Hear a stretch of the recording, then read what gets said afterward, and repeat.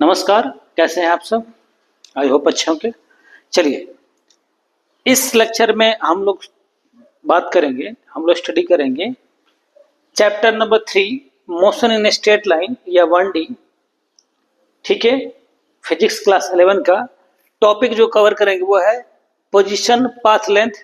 Path length को हम distance भी कहते हैं और डिस्प्लेसमेंट।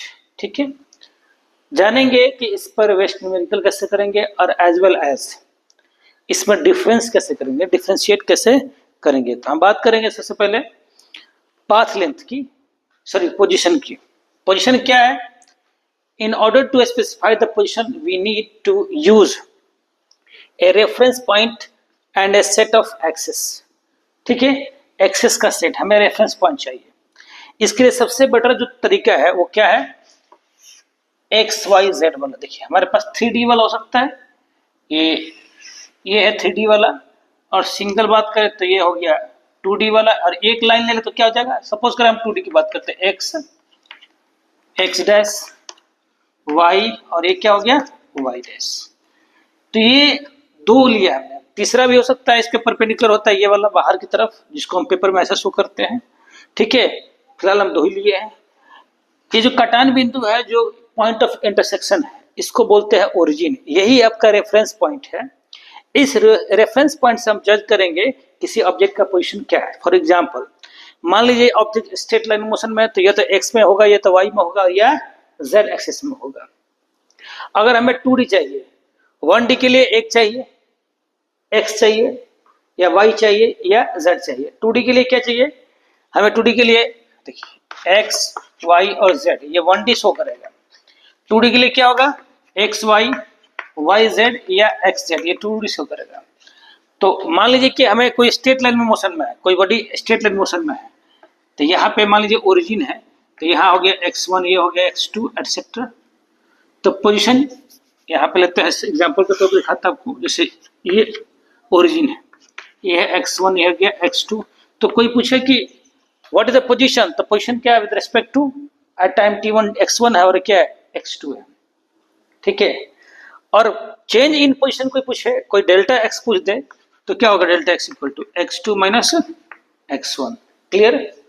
तो पोजीशन कहां से लोकेट करेंगे भाई? विद रेफरेंस पॉइंट, उसके साथ में क्या चाहिए? ए सेट ऑफ एक्सेस चाहिए, 1D 2D। अगर कोई कहे कि सर 3D में कैसे शो करेंगे जी, तो एक्स वाई जेड ये तीनों क्या करेगा? 3D के लिए होगा। ठीक है, तो पोजीशन के लिए हमारे पास ओरिजिन रेफरेंस पॉइंट होना जरूरी है। फॉर एग्जाम्पल, मान लीजिए कि मैं इस कोने पर खड़ा हूं, तो ये मेरा लोकेशन हो गया, दिस इज माई ओरिजिन, और मैं यहाँ चल रहा हूँ। तो व्हाट इज माई पोजीशन? तो पोजीशन हो गया वहां से यहाँ तक 5 मीटर, 10 मीटर, जो भी है, 5 सेकेंड, 5 सेंटीमीटर, जो भी हो गया। चलिए, तो ये हो गया मेरा पोजीशन। चेंज इन पोजीशन क्या होगा भाई? मैं ओरिजिन वो रहा, मैं यहाँ था, 5 मीटर पे था, अब मैं यहाँ पे आ गया, 10 मीटर पे आ गया। तो what is change in position? तो 10 माइनस 5 कितना हो गया? 5। तो ये था आपका पोजीशन। अब हम बात करेंगे पाथ लेंथ की। किसकी? पाथ लेंथ की। पाथ लेंथ के लिए हमारे पास क्या चाहिए? देखिए, दूसरी बात करेंगे हम लोग पाथ लेंथ। पाथ लेंथ, इसको हम कहते हैं डिस्टेंस भी कहते हैं। क्या कहते हैं? डिस्टेंस। तो कोई पूछे कि पाथ लेंथ क्या है, तो it is the actual length of path for an object between initial and final position। कोई ऑब्जेक्ट कहाँ था और अब कहाँ है, सारा लेंथ ऐड कर दो, तो वो होगा पाथ लेंथ, या उसको डिस्टेंस कहते हैं। ठीक है, everything you have to add it. ठीक है, इसे मान लीजिए ये आपका एक सर्कुलर पाथ है, ये आपका हो गया डायमीटर है, ये आपका रेडियस है, आर है, ऑब्जेक्ट ए से स्टार्ट होके यहां से लेके यहां तक पहुंच गया बी तक, तो ये जो लेंथ है, ये वाला कर्व लेंथ 2 पाई आर का आधा कितना होगा, पाई आर, ये आपका हो गया पाथ लेंथ। ठीक है, दिस इज कॉल्ड डिस्टेंस। अब पोजीशन, यह कोई कहे कि what is distance, the total length of total length covered by an object during its motion, कह सकते हैं total length covered by an object during motion। कोई दिक्कत नहीं, ऐड कर दीजिए। तो ये हो गया आपका पाथ लेंथ। फॉर एग्जांपल देता हूं आपको, मान लीजिए आर की वैल्यू तो ये 7 मीटर, ये है 7 मीटर, तो ए से बी के लिए पाथ लेंथ कितना हो गया, देखिए डिस्टेंस कितना हो गया, ये डिस्टेंस हो जाएगा आपका कितना, 2 पाई आर का आधा कर दीजिए, यानी कि पाई आर, देखिए 22/7 इंटू 7 कितना हो गया जी, 22 मीटर। ये हो गया आपका पाथ लेंथ। ठीक है, एक और एग्जांपल लेता हूं मैं, फिगर नंबर 1 करता हूं, फिगर नंबर 2। मान लीजिए एक ट्रायंगल है, राइट एंगल ट्रायंगल है, ए बी सी, ये हो गया 3 मीटर, ये हो गया 4 मीटर। तो मैं पूछूं ए से बी गया, बी से सी गया, तो व्हाट इज पाथ लेंथ, और पूछे फिगर 1 के लिए, 2 के लिए डिस्टेंस यानी कि पाथ लेंथ कितना होगा, डिस्टेंस पाथ लेंथ कितना होगा, ए से बी 3 और बी से सी 4, 3 + 4 यानी कि 7 मीटर। ये हो गया आपका पाथ लेंथ। इसके बारे में बता दूं मैं आपको कि पहला कि it is a scalar quantity, ध्यान रहे बेटा, ये स्केलर क्वांटिटी है, इसमें कोई डायरेक्शन नहीं है, क्योंकि हर डायरेक्शन को क्या करना है, तुमको ऐड करना है। दूसरा, it is its SI unit is metre, length है तो इसका क्या करोगे जी, मीटर में मेजर करोगे। Next, it is always positive, never negative और जीरो, ये कभी भी निगेटिव और जीरो नहीं होता, ये हमेशा क्या होता है, पॉजिटिव होता है। तो ये हो गया आपका पाथ लेंथ की जानकारी। अब हम बात करेंगे पाथ लेंथ का, ये फिगर नंबर 2 है, displacement.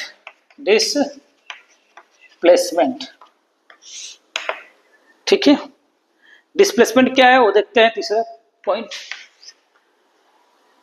It is the change in position in a fixed direction, या इसको कह सकते हैं the shortest distance between initial and final position। दोनों कहना सही है। एग्जाम्पल के तौर पर देखिए, अब पहले डायग्राम में ये आपका ए से बी गया कर्व पाथ, ये क्या था, पाथ लेंथ था, डिस्टेंस था, और ए से डायरेक्ट बी। एग्जाम्पल ए में कोई डिस्प्लेसमेंट पूछे, इस एग्जाम्पल में मैं तो पूछ रहा हूं मैं डिस्प्लेसमेंट कितना है, तो सीधा सीधा ऐड कर दीजिए, ए से बी है, ए बी कितना है 7 और 7 कितना हो जाएगा 14 मीटर डायमीटर हो जाएगा। पाथ लेंथ कितना था इसका 22, डिस्टेंस कितना था 22। दूसरे डायग्राम में देखते हैं डिस्प्लेसमेंट, शॉर्टेस्ट डिस्टेंस क्या निकलना हमको, शॉर्टेस्ट डिस्टेंस बिटवीन इनिशियल, यहां से स्टार्ट होकर सी पे गया है, तो ये हो गया आपका, तो ये क्या होगा ए से सी, ए सी कितना होगा, स्क्वायर रूट लगाइए Pythagoras theorem, 3 square plus 4 square equal to कितना हो गया 25, 9 एंड 16 25 कितना हो गया 5 मीटर। इसके बारे में जान लीजिए, it is a vector quantity. Vector क्यों भाई? इसका डायरेक्शन क्या होगा? इनिशियल से फाइनल पॉइंट की तरफ हमेशा इसका डायरेक्शन होगा। दूसरा, इसका भी ऐसा यूनिट क्या होगा? Is metre. ओके। तीसरा, इट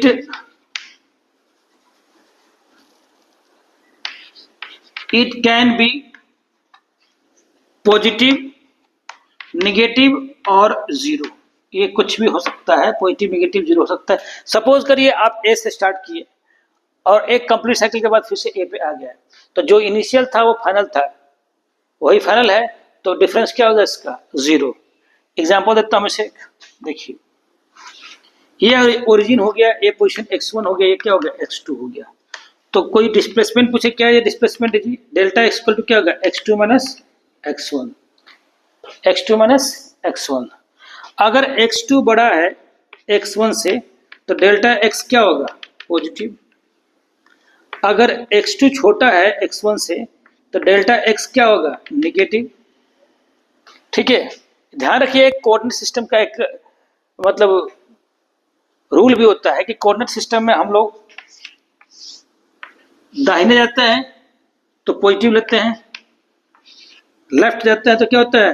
निगेटिव लेते हैं, ये जाते हैं ऊपर तो क्या लेते हैं? पॉजिटिव, और नीचे वाला क्या होता है? निगेटिव। यानी कि x पॉजिटिव होगा, x डैश निगेटिव होगा, y पॉजिटिव होगा, y डैश क्या होगा? निगेटिव होगा। इस रूल को फॉलो करना पड़ता है हमें। तो x1 में से x2 माइनस करिएगा तो निगेटिव हो जाएगा, x2 में से x1 माइनस करता है राइट साइड में पॉजिटिव हो जाएगा। ठीक है, अगर मान लीजिए इनिशियल और फाइनल कहीं जाके रिटर्न फिर इसी पर आ जाए तो x2 और x1 समान कर दीजिएगा, इक्वल कर दीजिएगा। अगर डेल्टा x जीरो हो जाएगा, x2 इक्वल टू x1 हो जाए तो डेल्टा x क्या मिल जाएगा आपको? जीरो मिल जाएगा। ठीक है, एक खास बात हम लोग पढ़ रहे हैं, motion in a straight line. Motion in a straight line कह रहे हैं, तो इस केस के लिए फॉर 1D, 1D मतलब straight line motion, straight line motion. ठीक है, स्ट्रेट लाइन मोशन में जितना डिस्टेंस होगा उतना ही डिस्प्लेसमेंट होगा, डिस्प्लेसमेंट होगा। इस बात का ध्यान रखिएगा, magnitude of displacement, negative magnitude of displacement. मान लीजिए ये बोर्ड है हमारे पास, यहां से स्टार्ट करके यहां चले गए, सीधे रेखा में स्ट्रेट लाइन में चली गई कोई ऑब्जेक्ट, तो बताइए कि स्ट्रेट लाइन मोशन में तो डिस्टेंस कितना हुआ? जितना ये लेंथ है। डिस्प्लेसमेंट कितना हुआ? जितना ये लेंथ है। तो इस चैप्टर में हम बार बार डिस्टेंस भी वर्ड यूज कर लेते हैं और डिस्प्लेसमेंट भी कर लेते हैं, और दोनों का मतलब सेम है क्योंकि मैग्नीट्यूड सेम होगा, क्योंकि स्ट्रेट लाइन मोशन की बात कर रहे हैं। ठीक है, तो ये हो गया आपका शॉर्ट समरी जानकारी हो गई किसकी? पोजीशन यानी डिस्टेंस एंड डिस्प्लेसमेंट की। एग्जाम में चाहे जनरल लोग पूछते हैं कि डिस्टेंस और डिस्प्लेसमेंट को कैसे डिफरेंशिएट करिएगा, तो देखिए डिफरेंशिएट क्या करना है। पहला डिफरेंशिएट करने का पहला पॉइंट, ये क्या है? एक्चुअल लेंथ ऑफ पाथ है covered by the body during its motion, यानी टोटल लेंथ को ऐड करें। ये क्या है? ये कह सकते हैं इनिशियल और फाइनल के बीच का टोटल लेंथ है, और वो क्या है? इनिशियल एंड फाइनल के बीच का शॉर्टेस्ट डिस्टेंस है। ठीक है, दूसरा नहीं होगा, यूनिक होता है वो, हमेशा एक ही रहेगा, वो यूनिक होता है। नेक्स्ट कि ये पॉजिटिव, निगेटिव, ये जीरो, ये केवल पॉजिटिव होता है, सॉरी डिस्टेंस, और ये पॉजिटिव, निगेटिव और जीरो हो सकता है। स्ट्रेट लाइन मोशन में दोनों क्या होता है? इक्वल होता है। इसका भी यूनिट क्या है? डिफरेंस नहीं है, ये मीटर है, उसका भी क्या है? मीटर है। ठीक है, ये हमेशा डिस्टेंस हमेशा डिस्प्लेसमेंट से, डिस्टेंस जो है हमेशा डिस्प्लेसमेंट से बड़ा होगा या बराबर होगा? हमेशा बड़ा होगा या बराबर होगा। डिस्प्लेसमेंट क्या होगा जी इसके केस में? डिस्प्लेसमेंट हमेशा छोटा होगा या बराबर हो सकता है लास्ट। ठीक है, ये है स्केलर क्वांटिटी और ये है वेक्टर पाथ लेंथ यानी डिस्टेंस एंड डिस्प्लेसमेंट पर बेस्ड एक क्वेश्चन, जो कि कॉम्पिटिटिव एग्जाम के साथ साथ एनसीईआरटी का भी क्वेश्चन है। इसमें समझना ये है आपको, देखिए देखिए क्वेश्चंस को। On an open ground A motorist follows A track that turns his left by an angle of 60 degree. जो मोटरिस्ट है एंगल को जिसको फॉलो कर, देखे अभी कह रहा है कि हर टर्न पर कितना 60 डिग्री का रोटेशन है, कितना दी 500 मीटर के बाद, यानी कि 500 मीटर चलता है और 60 डिग्री का ये आपके पास हो गया। अब 60 डिग्री पे क्या होता है, टर्न लेता है। फिर 500 मीटर चलता है, 60 डिग्री पे क्या होता है, टर्न लेता है। फिर 500 मीटर चलता है, 60 डिग्री पे क्या होता है जी, टर्न लेता है। फिर 500 मीटर चलता है, 60 डिग्री पे क्या लेता है जी, टर्न लेता है। ठीक है, अब मुझे बताइए कि स्टार्टिंग पोजीशन पे ए है, ये बी है, ये सी है, ये डी है, ई हो गया, ये क्या हो गया एफ। ए को क्या मानता है, स्टार्टिंग पोजीशन, स्टार्टिंग पॉइंट। ये क्या है, स्टार्टिंग पॉइंट हमने मान लिया। ठीक है, यहाँ पे 60 डिग्री है, ये भी 60 डिग्री है, ये भी 60 डिग्री है, सब 60 डिग्री है। देखिए क्या बन गया जी, हेक्सागोन बन रहा है। क्या बन रहा है, हेक्सागोन बन रहा है। ठीक है, अब बात यह है कि हर 60 पर टर्न लेना है इसको, जहां से पाथ लेंथ चल रहा है वहां पर 60 पर टर्न उसको ले लेना है 60 डिग्री। कहा क्या है क्वेश्चन में, देखिए ध्यान से। Starting from the given turn specify the displacement of motorist at third, sixth and 8th turn. ठीक है, also compare the magnitude of displacement and total path length, यानी कि डिस्टेंस एंड डिस्प्लेसमेंट दोनों की बात करनी है। चलिए ठीक है, सॉल्व करते हैं इसको। सॉल्यूशन, पहले जानिए स्टार्टिंग पॉइंट हमारा क्या है, हमने क्या मान रखा है, ए है। क्या है, ए है। 500 मीटर के बाद ये सब 500 मीटर है, 500 मीटर है, टर्न कर रहा है। ये बन गया आपका हेक्सागोन। ठीक है, इक्वी हेक्सागोन सारे साइड है, हेक्सागोन बन गया। तो पहला क्वेश्चन है for third turn. Third turn में ध्यान रखिए, स्टार्टिंग ये है तो पहला टर्न बी पे है, दूसरा टर्न सी पे है, तीसरा टर्न क्या है, डी पे है। थर्ड टर्न के लिए ए से क्या करिए, डी को मिलाइए। पहला टर्न बी, दूसरा सी, तीसरा डी, तो क्या हो गया जी, अब पोजीशन क्या हो जाएगा जी, फाइनल पोजीशन हमारा हो गया, कहां पहुंच गया, डी पे। किस पे, डी पे। तो हमें चाहिए डिस्टेंस एंड डिस्प्लेसमेंट दोनों। तो डिस्टेंस कितना हो गया भाई, कंपेयर करते हैं। 500, 500 एंड 500 कितना हो गया, 3 इंटू 500 आपको हो गया 1500 मीटर। डिस्प्लेसमेंट कितना हो गया, डिस्प्लेसमेंट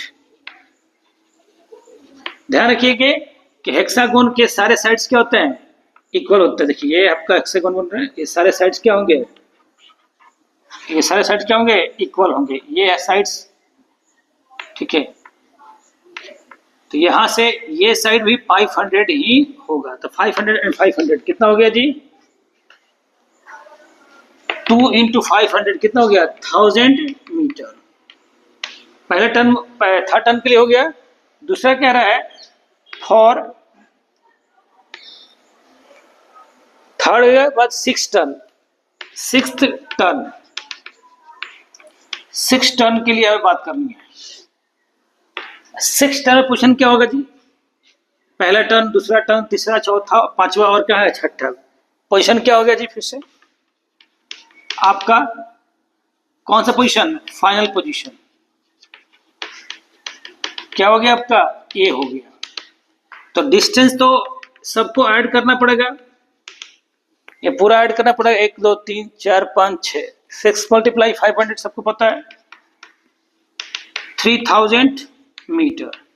डिस्प्लेसमेंट, डिस्प्लेसमेंट क्या होगा, 0 होगा। क्यों होगा 0, क्योंकि जहां पे स्टार्ट किया था, जहां इनिशियल पॉइंट था, वही क्या है आपका फाइनल पोजीशन है, डिफरेंस क्या हो गया, 0। तीसरा पॉइंट है फॉर 8th टर्न। 8 टन के लिए अब हमारे पास पोजीशन कहाँ आ जाएगा, ये 6 टन है, 7 और 8 सी पे आ जाएगा। कहाँ पे आएगा, सी। फाइनल पोजीशन आ जाएगा आपका सी पे, सी। तो डिस्टेंस जो होगा आपका वो हो जाएगा डिस्टेंस इक्वल टू 8 मल्टीप्लाई 500 यानी कि 4000 मीटर। अब हमें निकालना है डिस्प्लेसमेंट। क्या निकालना है, डिस्प्लेसमेंट। इसकी बात करनी है हमें। देखिए अब बात करनी है इसकी, तो क्या करेंगे, इसको निकालने के लिए एक परपेंडिकुलर ड्रॉ करते हैं। ये 60 है, ये कितना जी 120 है, ये हो गया आपका 90। तो 120 का आधा कितना हो गया जी, भी 60 हो गया। ये कितना हो जाएगा आपका 30 डिग्री। कोई भी चीज यूज कर लीजिए, साइन कोस टेन, इसको हमको निकालना क्या है, बेस है, और ये क्या हमारे पास हाइपोटेनस है। तो चलो काम करते हैं, tan 30 लेते हैं। क्या रहता है, tan 30। tan 30 degree equal to,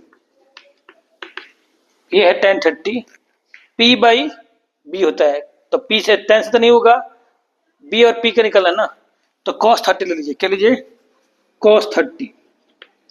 cos 30 होता है, ये मान लेते हैं इसको x, तो बेस अपॉन हाइपोटेनस, तो बेस कितना हो गया आपका x बाई 500, x बाई 500 यानी कि cos 30 कितना होता है, √3/2 equal to x by 500। x मिल गया आपको 500 √3 बाई कितना 2 यानी कि 250 √3। चलिए तो हम बात करते हैं कि डिस्प्लेसमेंट अब कितना हो जाएगा। डिस्प्लेसमेंट आपका हो जाएगा x प्लस एक्स यानी कि 2x यानी कि 2 मल्टीप्लाई 250 √3, ये आपका हो गया 500 √3। √3 की वैल्यू होती है 1.732, चाहे तो रख के मल्टीप्लाई कर सकते हैं, आ जाएगा आपका इतना मीटर। तो हमने सीख लिया ये कॉम्पिटिटिव क्वेश्चंस बढ़िया से कि कैसे हम डिस्टेंस एंड डिस्प्लेसमेंट को फाइंड करते हैं। एक कॉम्प्लेक्स क्वेश्चन था लेकिन इजीली सीख लिया। Thank you for your support.